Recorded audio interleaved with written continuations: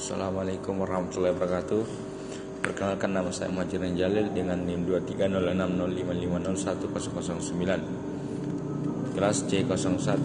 Ya, baik, pada kesempatan ini saya akan mempresentasikan tugas mata kuliah Ekologi Administrasi Negara, yaitu transformasi administrasi publik, inovasi dan adaptasi menuju efisiensi dan pelayanan publik berkualitas oleh Priyutami, yang mana ini materi ini akan saya kaitkan dengan materi presentasi kelompok 1 sampai 8. Ya, langsung saja pada materi pertama terkait tinjauan ekologi administrasi negara. Konsep ekologi administrasi negara memandang birokrasi sebagai bagian dari sistem sosial yang tidak pernah berdiri sendiri, melainkan selalu dipengaruhi oleh perubahan lingkungan seperti dinamika sosial, teknologi, dan tuntutan masyarakat. Priyutami melalui tulisan ini menegaskan bahwa transformasi administrasi publik lahir dari realitas baru yang menuntut pelayanan lebih cepat, fleksibel, dan adaptif, sehingga perubahan birokrasi bukan hanya sekedar berpilihan tetapi sebuah konsekuensi dari tekanan lingkungan yang terus berkembang.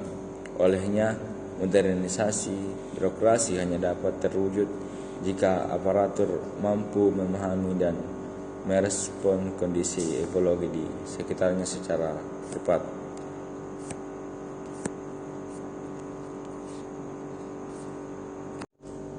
Selanjutnya, materi kedua terkait pengaruh ekologi administrasi negara terhadap pemerintah.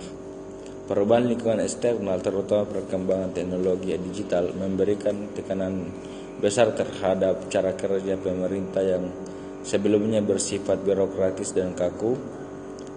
Priyutami menjelaskan bahwa teknologi tidak hanya menciptakan peluang baru tetapi juga membentuk ekspektasi masyarakat terhadap pelayanan yang cepat, terbuka, dan mudah diakses. Selain itu, dinamika politik dan ekonomi global juga mempengaruhi tata kelola pemerintahan, sehingga pemerintah yang tidak mampu beradaptasi dengan perubahan ini berpotensi kehilangan legitimasi dan kepercayaan publik. Selanjutnya, materi model pengembangan ekologi administrasi publik.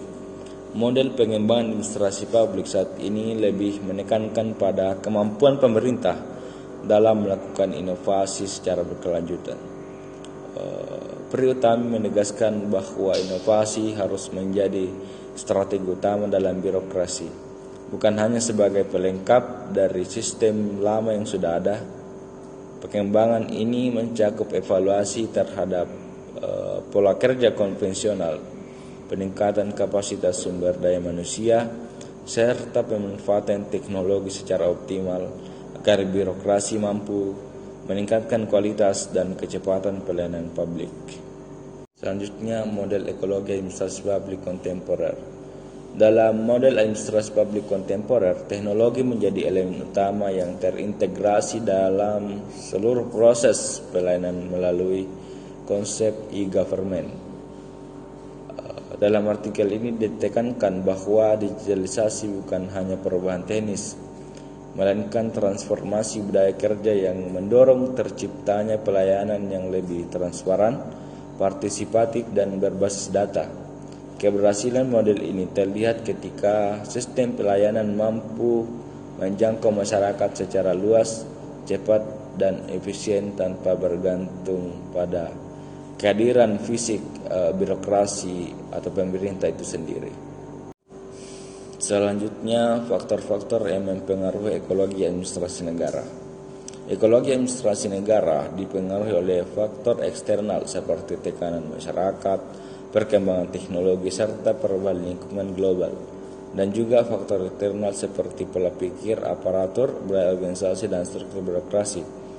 Artikel ini menunjukkan bahwa transformasi administratif tidak cukup hanya mengandalkan dorongan dari luar, tetapi juga harus didukung oleh kesiapan internal agar perubahan tidak terhambat oleh resistensi budaya dan keterbatasan kompetensi. Selanjutnya, ekologi administrasi publik dan nilai-nilai lokal. Priyutami menegaskan bahwa transformasi administrasi publik harus mempertimbangkan nilai-nilai lokal dan konteks sosial masyarakat. Perubahan budaya organisasi yang lebih terbuka, transparan, dan akuntabel menjadi kunci agar inovasi tidak hanya bersifat teknis, tetapi juga menyentuh aspek nilai. Melalui integrasi nilai lokal dalam kebijakan dan pelayanan, pemerintah dapat menciptakan sistem administrasi yang lebih relevan, responsif, dan dapat diterima oleh masyarakat. Selanjutnya terkait ekologi administrasi negara maju. Negara dengan ekologi administrasi maju ditandai oleh pemanfaatan teknologi yang optimal, penggunaan manajemen modern, serta pengambilan keputusan yang berbasis data dan akuntabilitas.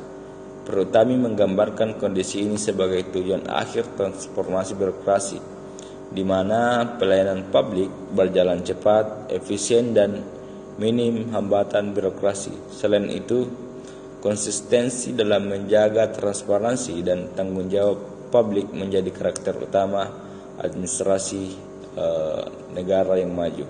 Dan yang terakhir terkait materi ekologi administrasi negara berkembang.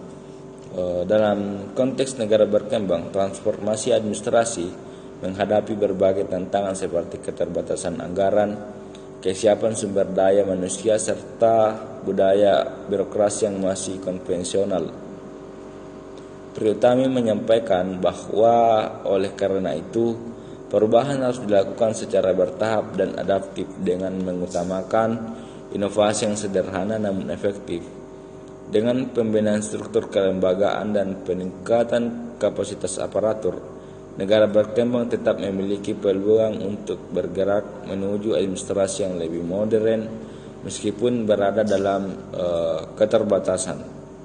Ya, mungkin itulah tadi apa yang bisa saya presentasikan terkait materi